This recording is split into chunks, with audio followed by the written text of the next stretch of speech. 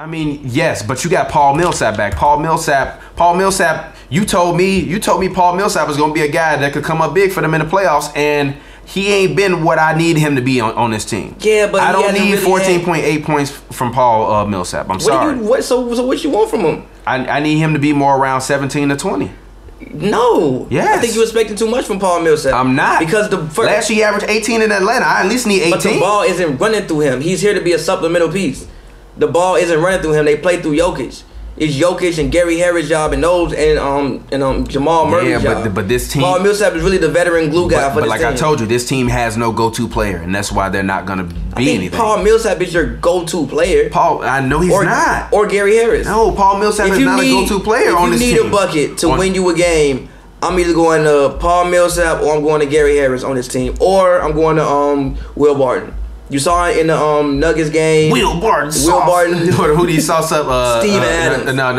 No. Who did he sauce up on the Bulls? He sauced up Justin Holiday for 50 straight seconds. I will never forget. Literally, 50 straight seconds is like 3 straight possessions. Yeah. He sauced him up for 3 straight possessions, and the Bulls lost the game because of one person. He even hit Steven Adams with some crazy shit in the Nuggets Thunder game. I think it was like 20 seconds left to tie the game either with that spin move and literally turned the man around. Yeah. So look, they got some guys where like if we need a bucket, I can go to you or you. They kind of like the Heat, but just a better version of like the Heat. Yes, but the problem for the Nuggets is, it's like damn.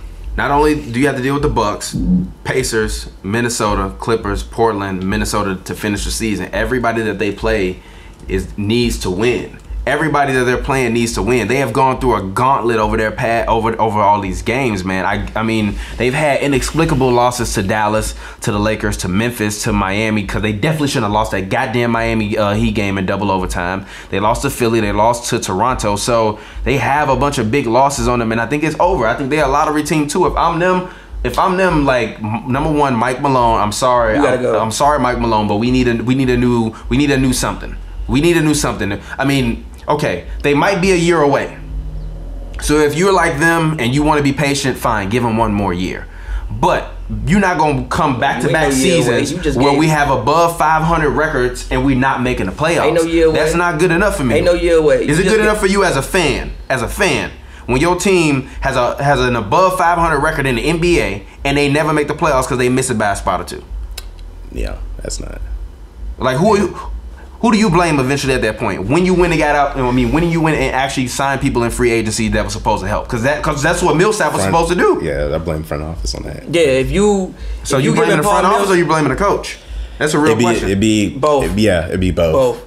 Because now you gotta go out and find these players, obviously, and then from that side, like that's one half of it. Yeah. And coaching's the other side. Like they both go hand in hand.